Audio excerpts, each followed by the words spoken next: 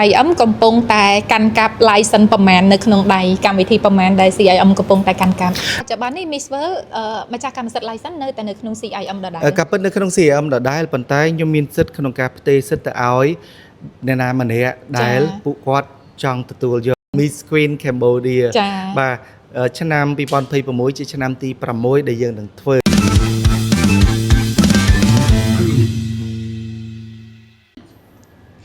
CIM Talk នាំមកជូនលោកអ្នកដោយហាងលក់មាសពេជ្រ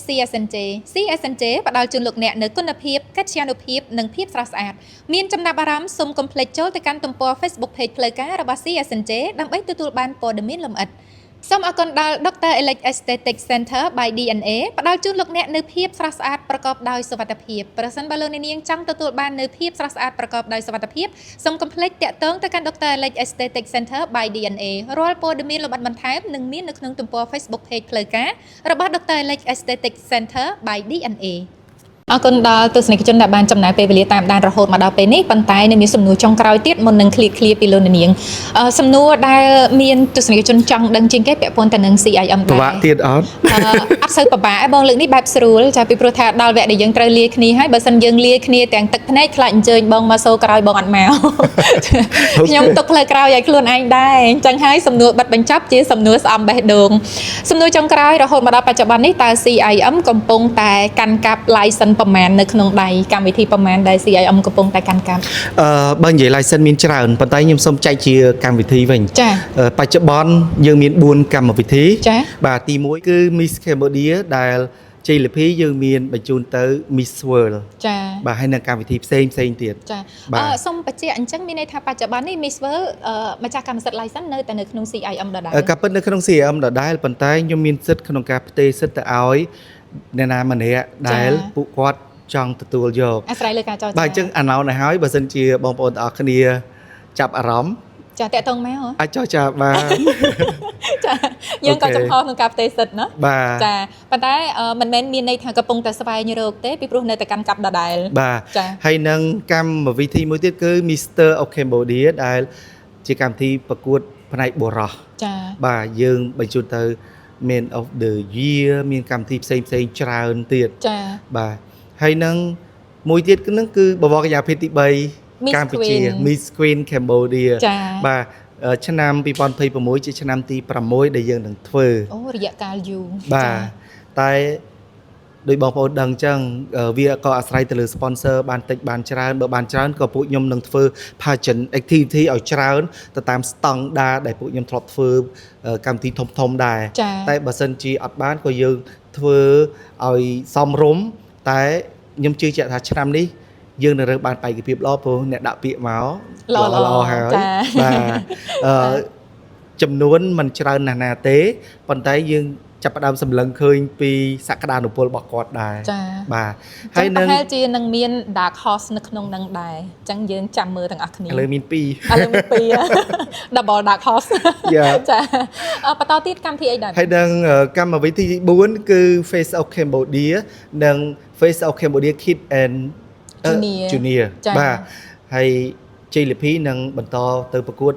នៅប្រទេសកូរ៉េជារៀងរាល់ឆ្នាំដែលខ្ញុំបានចាប់ផ្ដើមចេញទៅប្រទេសកូរ៉េតាំងពីឆ្នាំ2012ចាអូយូរឆ្នាំមែនតើរហូតដល់បច្ចុប្បន្ននេះបាទហើយកាលពី2025ក៏យើងមានជ័យលាភីរបស់យើងផ្នែកនារីទៅប្រកួតបន្តនៅប្រទេសកូរ៉េបំបីឯកតកម្មដែរ20ឆ្នាំខូបនៃកម្មវិធីរបស់គេគឺយើងទៅដល់បានពាន top 10បាទគឺកញ្ញាហ្វុងអ៊ីបាទកញ្ញាវិរៈធីតាបាទមោទនភាពចំពោះគាត់មែនតើចាវ័យក្មេងប៉ុន្តែនាំមកនៅកំណត់ត្រាថ្មីសម្រាប់កម្ពុជាហ្នឹងហើយទឹកចប់បាក់ឌុប18ឆ្នាំប្រកួតនៅស្រុកខ្មែរហើយចេញទៅចូលបាននឹងមានវត្តមានហ្វុងអ៊ីនៅក្នុងកម្មវិធីយើងប៉ុន្តែមិនជម្រាបថាសប្តាហ៍ណាទេប៉ុន្តែមនុស្សពូកែបែបនេះត្រូវតែចូលរួមចាពីព្រោះថា CIM TV មានគោលបំណងក្នុងការបង្ហាញក្រៅពីភាពជោគជ័យនិងមោទនភាពយើងនៅមានដំណើរនិងមេរៀនជាច្រើនពីក្រោយអ្វីដែលយើងអត់ដែលធ្លាប់បង្ហាញសូមសួរពិធីករមួយក្រៅតែពីតារាបង្ហាញម៉ូដ CIM អាចសម្ភាស designer ក៏ដូចជា photographer ឬក៏ make up artist ដែលគាត់ធ្លាប់ support ពួកយើងបានអត់សម្រាប់ខ្ញុំមិនទៅសួរពិធីករវិញចាសម្រាប់ខ្ញុំសូមជម្រាបជូនថាទី1ខ្ញុំនឹងជ្រើសរើសសម្ភាសជាមួយនឹងអ្នកណាដែល sponsor ពេញចិត្តចា ណាគេ អត់ទេនិយាយលេងទេបងប្អូនទាំងអស់គ្នាដោយដែលបានជម្រាបជូនចឹងថា CIM TV គឺជាច្រកមួយដើម្បីបង្ហាញនៅគ្រប់រឿងរ៉ាវដែលពាក់ព័ន្ធទៅនឹងវិស័យបវរកញ្ញានិង model ចឹងពួកគាត់នឹងមានវត្តមាននៅក្នុងកម្មវិធីនេះដូចគ្នាប៉ុន្តែអាស្រ័យលើថាតើការរៀបចំតារាងពេលវេលារបស់យើងសមរម្យនៅពេលណា ហ្នឹងហើយព្រោះចេះខ្ញុំឃើញ photographer ខ្លះគាត់ផុសដែរ ចា ថតប៉ុណ្ណឹងនឹងមិនពេញចិត្តទៀតហ៎ ចា ធ្វើការបែបណា ចា បាទវាអាស្រ័យទៅលើកម្រង កម្មវិធី បាទឬក៏ស្អីៗចឹង ចា៎ អូខេខ្ញុំគិតថាពួកគាត់មិនសូវមានឱកាសក្នុងការនិយាយជាសាធារណៈច្រើន ចា៎ បាទអញ្ចឹងខ្ញុំសូមឲ្យ CMTV ផ្ដល់វត្តមានពួកគាត់ ចា៎ បាទដើម្បីចូលរួមជាមួយ ចា យើង អត់បញ្ហាទេកៅអីនេះចំហសម្រាប់ពួកគាត់ជានិច្ច បាទ ចារងចាំទទួលការតាក់ទងពីក្រុមការងាររបស់យើងទៅ ឃើញមានតែពីរហ្នឹង អត់អីទេ ចានាងបានស្ដាប់នៅការបកស្រាយជាច្រើនឥឡូវនេះពេលវេលាយើងក៏បានឈានចូលមកដល់ទីបញ្ចប់ផងដែរអញ្ចឹងបងមានមតិបែបណាជាការផ្ដាំផ្ញើក៏ដូចជាអរគុណចាសូមអញ្ជើញមុននឹងយើងគ្រប់លាទៅ បាទអត់មានអីច្រើនទេគ្រាន់តែជាដំបូងអរគុណដល់អ្នកនាងបូសុគន្ធា ចាហើយបងអូនគុនធាក៏បាន ដាក់ឲ្យពេញឈ្មោះហ្មង ចំពោះការសហការក្នុងការរៀបចំ CMTV នេះឡើងការពិតខ្ញុំធ្លាប់មានបំណងនិយាយទៅថាមកទីទេតែពេលចាប់ផ្ដើមនិយាយវែងទៀតហើយចាប់ផ្ដើមមានបំណងក្នុងការរៀបចំ talk show ច្រើន ចា បាទដូចជាកម្មវិធីតាក់ទងនឹងការបង្ហាញម៉ូដសុទ្ធតាក់ទងនឹងការចែកអំណោយឬក៏